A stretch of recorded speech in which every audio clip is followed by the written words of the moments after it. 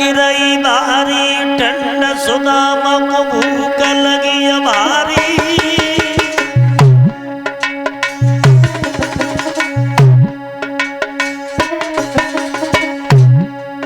तबली ने चना चबाए, समझ गए मन में गिरधारी।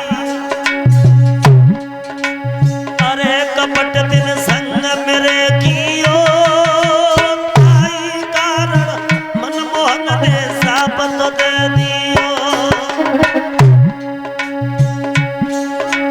अरे सुदामा दर दर भटके गो,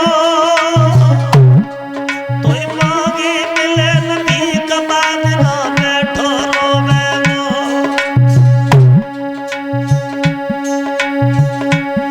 सुदामा दर दर भटके गो, सुदामा दर दर भटके गो, सुदामा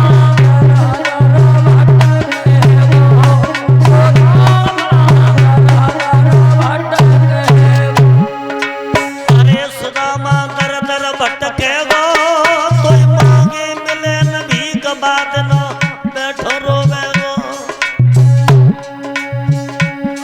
हरि हरि बोलो मेरे भाई, बोलो मेरे भाई, बोलो मेरे भाई। भगवान ने सुदामा को श्राप दे दिया कि गुर से कपट और मित्र से चोरी के होए निर्धन के होई कोड़ी। गुरु से मित्र से जो कपट करता है या तो वो निर्धन हो जाता है या उसे कुष्ठ रोग हो जाता है। भाइयों, भगवान ने जब श्राप दिया तो सुदामा रोने लगे। कन्हैया बोले सुदामा रोने से कुछ नहीं होगा, अब हमने श्राप तो दे दिया, श्राप वापस नहीं होगा, लेकिन इतना जरूर है कि जब तुम पे गरीबी आ जाए तो एक बार मेरे पास द्वारका में आ जाना, तो मैं तेरी जीवन भर के लिए गरीबी को दूर कर दूंगा।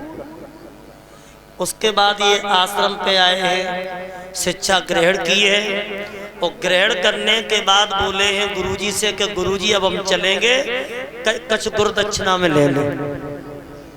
तो गुरुजी की आंखों में आंसू आ गए, कहने लगे बेटा श्याम, मेरा एक पुत्र था, वो समुद्र में डूब गया था और वो लौट के नहीं आया, मेरे पुत्र को दे दो।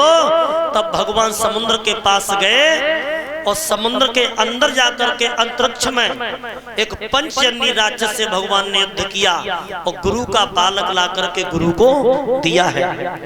तो गुरु दक्षिणा देने के बाद कन्हैया द्वारका में बलराम सहित तो सुदामा कांचनपुर नगरिया। लेकिन सुदामा पे गरीबी कब आई? जब इनकी शादी हो गई, सुशीला नाम की पत्नी आ गई, सोई गरीबी ने घर में डेरा डाल दिया। और भगवान न करे किसी को गरीबी दे, गरीबी दे तो गरीबी से पहले मौत दे दे, वो अच्छा। पैसे ही नाचे पैसे ही कूदे,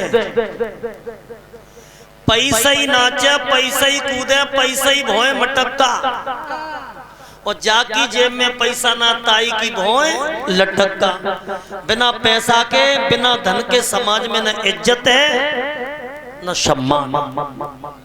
बाहरी गरीबी, गरीबी में लोगों आदमी का आत्मबल भी टूट जाता है। और बताया